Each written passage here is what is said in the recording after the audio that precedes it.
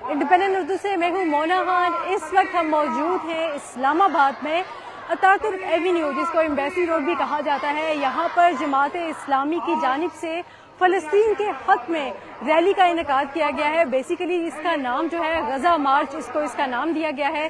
पहला जो इनका प्लान था वो प्लान ये था कि अपारा चौक से ये गज़ा मार्च शुरू किया जाएगा और अमरीकी सफारत खाने तक जाया जाएगा, लेकिन इस्लामाबाद इंतज़ामिया ने और इस्लामाबाद पुलिस ने उनको वहाँ जाने की इजाज़त नहीं दी और उनसे ये कहा कि पुरअमन एहतजाज करें, पुरअमन मार्च करें, और तब उनको यहाँ पर जगह दी गई। जिसके बाद जो जमात इस्लामी के तर्जुमान हैं आमिर बलोच, उनसे जब हमारी बात हुई है तो उन्होंने ये बताया है कि ज़बानी तौर पर जो मामला तय पाए हैं वो यही है कि ख़वातीन और मर्दों के लिए यहाँ पर कुर्सियाँ लगाई गई हैं, बड़ी तादाद यहाँ पर मौजूद है। इस वक्त यहाँ पर स्टेज लगाया गया है, यहीं पर तकारीर होंगी और यहीं पर पुरअमन तरीके से मुंतशिर हो जाएंगे।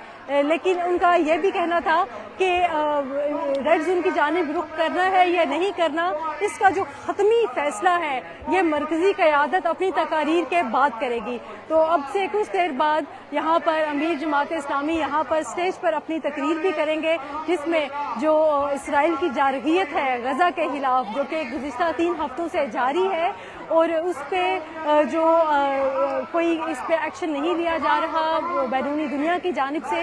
इससे पहले भी इस्लामाबाद में दीगर सियासी जमातों ने इस मामले पर एहतजाज किया है, रैलियां की हैं, जबकि आज जमात इस्लामी ने इस हवाले से फ़लस्तीन के हक़ में इस रैली का इनेकाद किया है। झंडे फ़लस्तीन के उठाए हुए हैं, इसके अलावा इनके हाथों में बैनर्स हैं जिसमें फ़लस्तीन के हक़ में नारे दर्ज हैं।